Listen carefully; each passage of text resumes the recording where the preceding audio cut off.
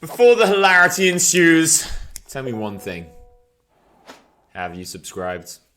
So another poker analogy I guess to use is I believe that I think people have three percentages built into their heads, and that's all they intuitively understand. I think people understand 100%, 0%, and 50%, right? I don't think anybody intuitively knows what 75% feels like, or 20%, because when somebody has like a 20%, if somebody's got like a 10 outer on the fucking river and somebody hits, it's like, how could that happen? It's bullshit. Like, well, it's impossible. It's like, well, not really. Or even like two outers, right? Or it's not impossible. What is it, like 4 or 5%? Like that's nowhere near impossible. If you play video games for a long time, you know that like 3 or 4 or 5% that could be a really big number depending on how many times you run something.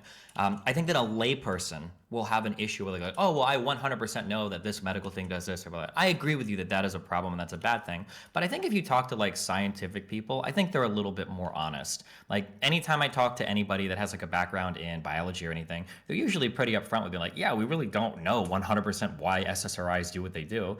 It would be a lie to say that we understood how all these neurotransmitters interacted with the body. A lot of it is trial and error. Even in the prescription process is trial or error.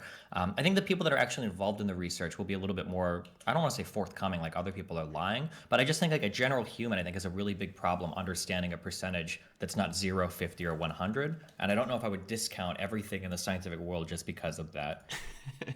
So first of all, you gotta play with some better poker players, man.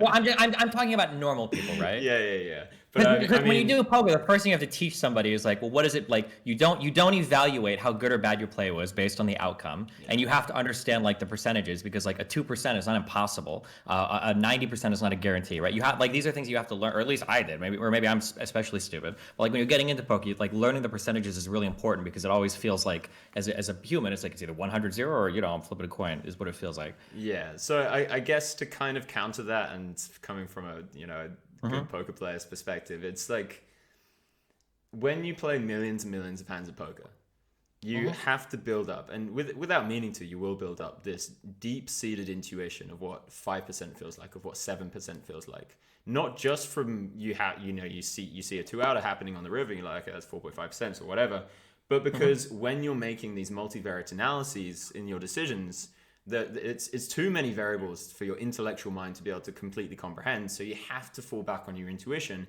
You have to feel it out and then make a discrete and concrete intellectual answer, like I bet or I check or whatever. So Mm-hmm.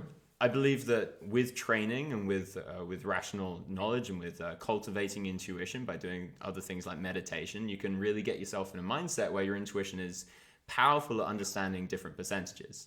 And then from a rational perspective, you see that through like a Bayesian perspective and say, okay, you can adjust Mm-hmm. that as it goes. If you're enjoying the way that I'm speaking about poker, teaching poker, I do have a website, charliecarrel.com. Link is in the description below. You'll find on there a mindset masterclass, which I think is the most important, teaching you how to deal with tilt, anxieties, ambition, things like that. You'll find a poker masterclass completely teaching you how to restructure the way that you think about poker. And you'll find a complete archive of the bankroll challenge.